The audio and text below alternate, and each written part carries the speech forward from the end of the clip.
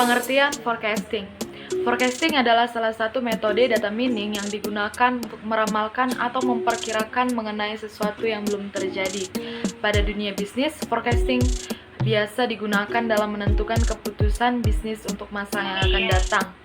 Jangka waktu forecasting atau peramalan. Jangka waktu peramalan dapat dikelompokkan menjadi 3 kategori, yaitu menurut Heiser dan Render 2005.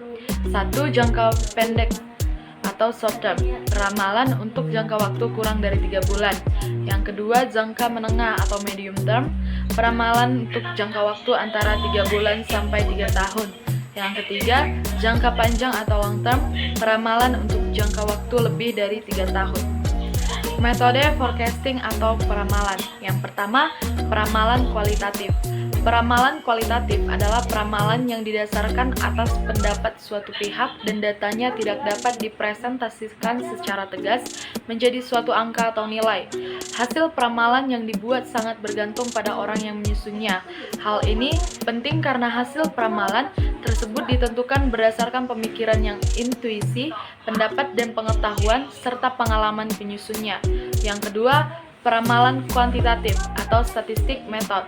Peramalan kuantitatif adalah peramalan yang didasarkan atas dasar kuantitatif masa lalu dan dapat dibuat dalam bentuk angka.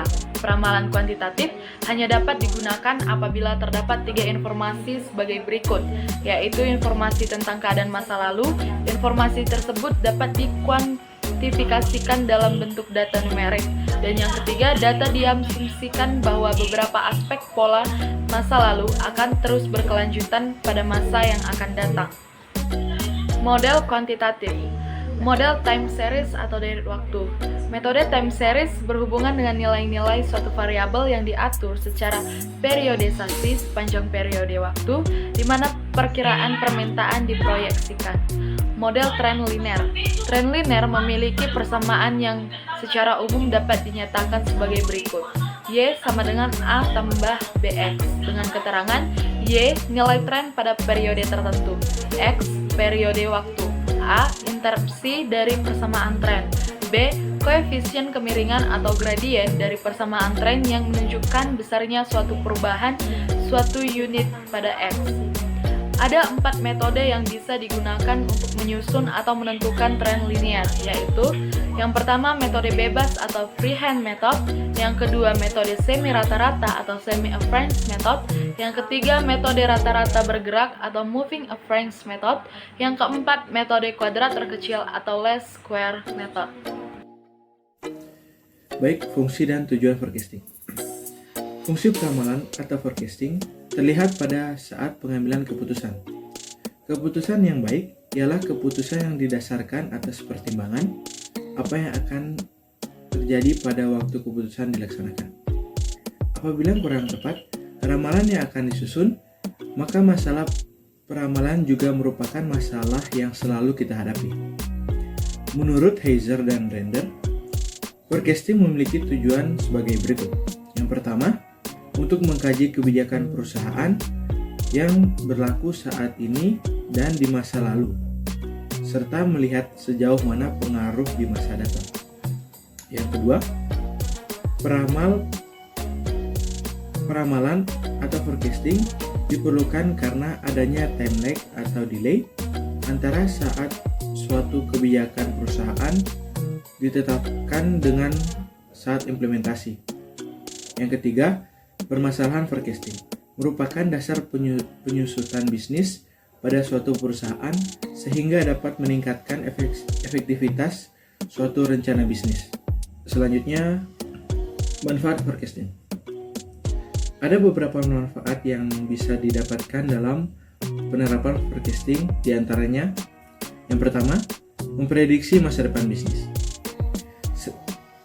Secara tidak langsung, forecasting dapat memperlihatkan gambar umum bagi manajemen terkait arah bisnis. Dari suatu perusahaan dapat menentukan target pasar serta meraih keuntungan sebanyak-banyaknya. Yang kedua, memenuhi kepuasan pelanggan. Dengan adanya forecasting, perusahaan bisa memprediksi gambaran terkait permintaan barang. Dengan itu, perusahaan dapat memenuhi permintaan barang serta mencapai kepuasan pelanggan. Yang ketiga, menjaga kondisi keuangan. Ketika perusahaan dapat memprediksi permintaan produk ini di masa depan, berarti mereka bisa mengatur pengeluaran biaya dengan semaksimal mungkin. Jadi, dana yang dikeluarkan nantinya tidak akan sia-sia. Yang keempat, mengikuti tren terkini. Dalam suatu perusahaan, penting untuk memprediksi tren untuk keberlangsungan bisnisnya ini. Dikarenakan agar perusahaan bisa mengantisipasi pasar dengan tren yang berubah. Yang kelima, peminjaman uang menjadi mudah. Perusahaan kadang tak luput dari pinjam-meminjam. Dalam menjalankan proyek bisnis, fungsi force ini memberikan transparansi yang jelas kepada peminjam uang. Misalnya terkait produksi, penjualan, dan lain-lain. Baik, selanjutnya cara kerja forecasting. Investor biasanya menggunakan forecasting untuk menentukan hal apa saja yang dapat mempengaruhi perusahaan, seperti ekspektasi penjualan, harga saham akan meningkatkan atau menurunkan di perusahaan itu. Forecasting juga memberikan tolak ukur penting bagi perusahaan yang membutuhkan perspektif jangka panjang.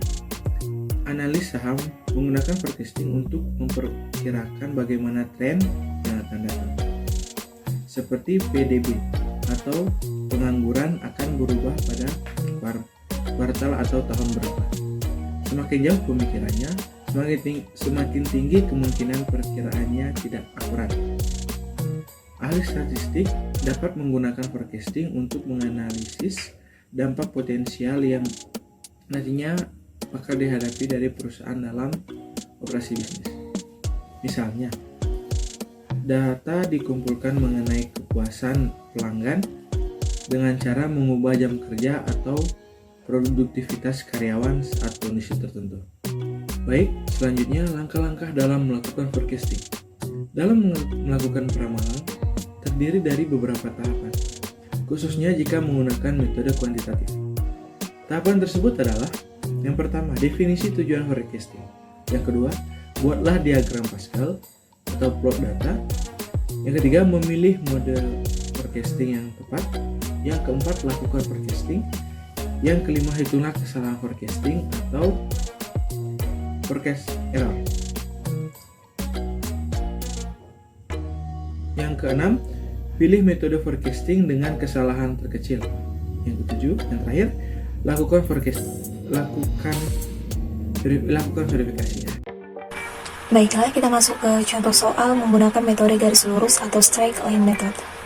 Metode ini dapat menggunakan persamaan, yaitu Y sama dengan A ditambah BX. Bila titik tengah sebagai tahun dasar, EX sama dengan 0, maka Y sama dengan A ditambah BX. Dan untuk mencari sigma Y sama dengan N dikali A, di mana untuk mencari A sama dengan sigma X dikali Y per N. Dan untuk mencari nilai sigma XY sama dengan B dikali sigma X pangkat 2, di mana untuk mencari nilai B sama dengan sigma X dikali Y per sigma X pangkat 2. Dapat juga menggunakan tahun pertama sebagai tahun dasar, yaitu Y sama dengan A ditambah BX, atau A sama dengan Y dikurang BX. Untuk mencari A sama dengan sigma Y dikali sigma X pangkat 2 dikurang sigma X dikali sigma Y per N dikali sigma X pangkat 2 dikurang dalam kurung sigma X pangkat 2. Untuk mencari B sama dengan N dikali sigma XY dikurang sigma X kali sigma XY per N dikali sigma X pangkat 2 dikurang dalam kurung sigma X pangkat 2. Sebagai contoh, PT ABC mempunyai data penjualan pada 7 tahun terakhir sebagai berikut. Dapat kita lihat pada tabel bahwa tahun 2013 penjualan sebesar 150.000, tahun 2014 penjualan sebesar 200.000, sampai dengan tahun 2019 penjualan sebesar 490.000. Dari data di atas, hitunglah forecasting penjualan tahun 2020. Langkah pertama yang harus kita lakukan yaitu membuat tabel untuk memudahkan kita dalam mencari nilai forecasting pada tahun 2020.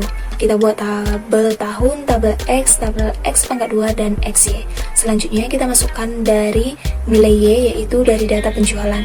Dan untuk nilai X kita pakai titik tengah sebagai tahun dasar atau EX sama dengan 0. Jadi kita ambil titik tengah dari data kita ini ada di tahun 2016 sama dengan 0. Jadi untuk yang 2015, 2014, dan 2013 nilainya -1, -2, dan -3. Dan untuk 2017, 2018, 2019 nilainya 1, 2, dan 3. Setelah itu kita pangkatkan untuk mencari X pangkat 2. Kemudian yang terakhir kita kalikan nilai X dan nilai Y. Seperti yang kita lihat pada tabel bahwa jumlah atau sigma nilai Y sama dengan 2.315.000, nilai X sama dengan 0, nilai X pangkat 2 sama dengan 28, dan nilai XY sama dengan 1.770.000. Nah, sekarang kita akan mencari nilai A dan nilai B. Kita menggunakan persamaan Y sama dengan A ditambah BX. Dan untuk mencari A sama dengan sigma Y per N, kita masukkan nilainya 2.315.000 per 7 sama dengan 330.714. Sekarang kita mencari nilai B dengan rumus sigma X Y per X pangkat 2. Kita masukkan nilainya 1.770.000 per 28 sama dengan 63.214. Setelah mendapatkan nilai A dan B, sekarang kita mencari forecasting untuk 2020, yaitu Y sama dengan A ditambah BX sama dengan 330.714 ditambah 63.214 dikali 4 sama dengan 330.714 ditambah 252.856.